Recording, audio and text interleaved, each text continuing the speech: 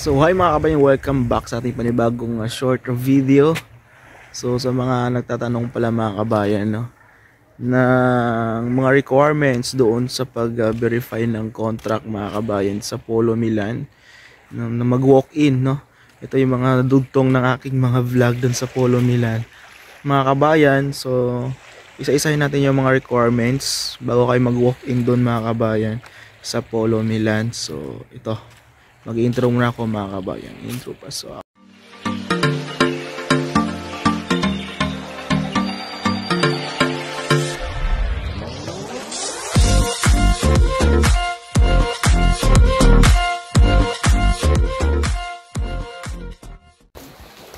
ayun na mga kabayan, yung requirements pala pag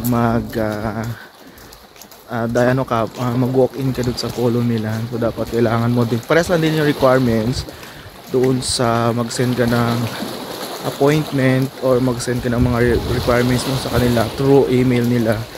So pares lang din yung requirements kung punta ka doon, mag-walk-in ka sa Polo Milan. So anyways, naglalakad kami ngayon, punta kami ng tindahan. So kailangan ko din gumawa ng content for sure kasi nga marami din nagko-comment. So isa-isahin natin yung requirements, ano yung mga requirements pag mag-walk-in ka doon sa Polo Milan, ano yung mga requirements na i-check nila sa inyo. So yung una mga kabayan is kailangan nyo ng passport, photocopy po yun.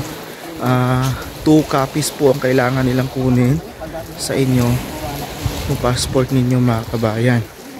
Tapos ang next na requirements is kailangan nyo ng contract ninyo mga kabayan. So 2 copies din ng contract with translate na yun sa English mga kabayan. And pangatlong requirements is yung working permit ninyo or residence ID. Pa-photocopy nyo din yun mga kabayan. And 2 copies each din po mga kabayan yung kailangan. Tapos ang next requirements is ano pa yun, nakalimutan ko. Ang next requirements mga kabayan is business registration ng company ninyo kung saan kayo nagtatrabaho. So 2 copies din yun mga kabayan, translated din siya sa English. Yan, pagsama-sama nyo yan. Tapos yung next requirements is yung third country data sheet. So ilagay ko sa description box para ma-download ninyo or mag-email ka sa kanila para ma-send sa inyo yung data sheet, third party data sheet. So kailangan din yun mga kabayan para sa inyong mga requirements. So yun lang mga requirements mga kabayan. So kailangan nyo din yung i-comply lahat. Basta ilagay nyo 2 copies each mga kabayan yung mga requirements para pag-check doon sa Polo Milan mga kabayan is complete na.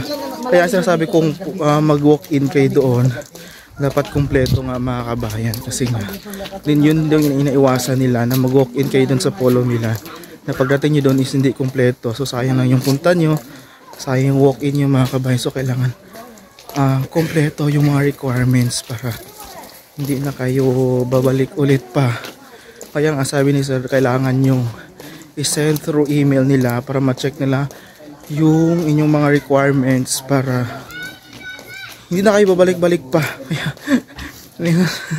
Diba? So kailangan na din yun mga kabayan para iwas hassle na din. And of course mga kabayan, kailangan nyo din i-ready yung payments nyo. Hindi sila tumatanggap ng cash doon. Ang kailangan nila is through sender bank mga kabayan. So i-send nila sa inyo yung paano magbayad sa kanila, sa kanilang Apollo account mga kabayan, kasi hindi sila tumatanggap ng cash doon. So yun mga kabayan, sana makatulong sa inyo, sa mga kababayan natin dito sa Croatia na gusto mag-walk-in at mag-send or pa-verify ng contract mga kabayan. And may nagtatanong din if meron ba expiry yung contract verification. As far I know mga kabayan, and correct me if I'm wrong din, yung contract verification is wala siya sigurong wala siya expiry pangkagaya din sa Middle East, once na verify ka na ng contract is automatically na po yun, basta isang company lang magpa-verify ka kasi ulit ng contract. If different companies ka na naman, yun yung panibagong contract mga kabayan to verify. So yun ang pagkakaalam ko kasi marami nagtatanong kung may expiry, kaya nga nagpa-verify para gustong umuwi. So tama ba sinasabi ko mga kabayan? Basta yun lang pagkakaalam ko, once na na-verify na yung contract mo, hindi ka na mapa-verify ulit o walang expiry. Ano lang yun, mapa-verify ka ulit kung nag-change employer ka o change agency ka mga kabayan. Yun yung pagkakaalam ko. Kaya sa mga ano dyan, correct me if I'm wrong lang kung tama yun mga sinasabi ko.